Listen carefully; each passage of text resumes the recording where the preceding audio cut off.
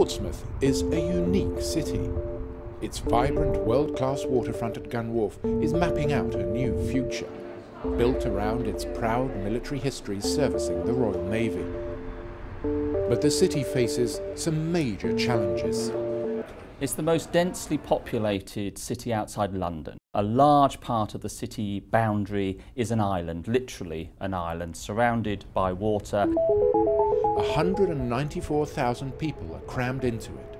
Thousands of others arrive each morning to work. For those lucky enough to have a job, that is. Well, we have wards that are amongst the most deprived in the country. We've got an 8-year difference in average life expectancy between the most deprived ward and the healthiest ward. And I think in the 21st century, that's quite a startling statistic. So, what's being done to tackle it? This is a cook and eat session at a local primary school to encourage healthy eating. That's a sweet. Does anyone need a sweet? I'm 39 years old and never tried a courgette until now, and I love it. Others remain to be convinced. I mean, I can feed 5 on a tenner with KFC. But it gets worse. What we're trying to do now is encourage families to sit and eat together, because what we're noticing is that they're tending not to use cutlery and are eating main meals with their hands. Never tried it. Love it. Roasted. Oh, brilliant. They all want more, and unfortunately we haven't got the capacity to do that. Improving cycling facilities and training is also on the agenda. Portsmouth is flat and, you'd think, an ideal place for adults and children to cycle. Well, this is the seafront, obviously, and the reason I like the seafront is because it's a nice ride. You get to see the sea, it's a nice leisure ride, you would think. Except, of course, in Portsmouth there's no facilities for cycling on the seafront. And it makes it even more difficult because of the way the parking is arranged, so the cars are reversing out into the carriageway.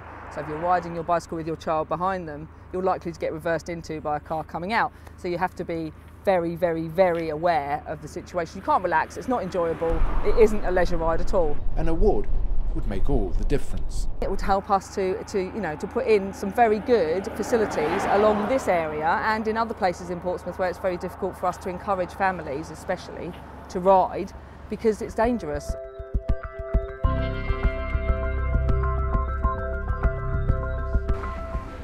Another venture needing help is this community centre in Landport.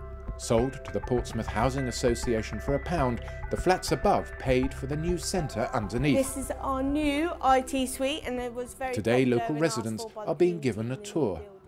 Well, the local area is one of the least economically active areas of the city. In fact, we've just done a study that said 44% of all local school children don't have a wage earner in their household. This is going to be our new kitchen.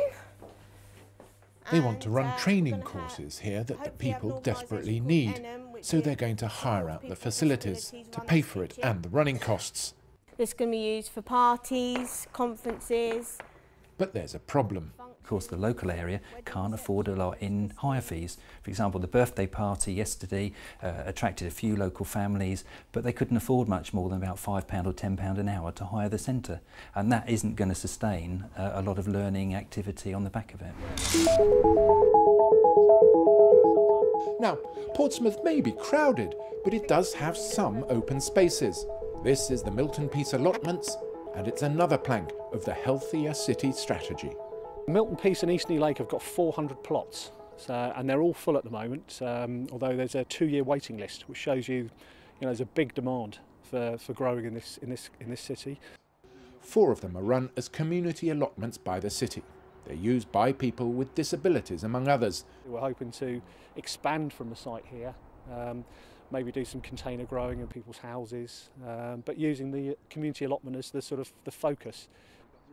We've given out thousands of vegetables over the last 8 years, but if we could get more sites, if we could encourage more people to grow, we could have thousands of people in Portsmouth growing vegetables and eating their own produce, and that would just be fantastic. Health improvement is a key part of our regeneration of this city. So a lot of focus is on the physical regeneration, but for us, the social regeneration, particularly including health inequalities, is absolutely key to the City Council and to the city itself.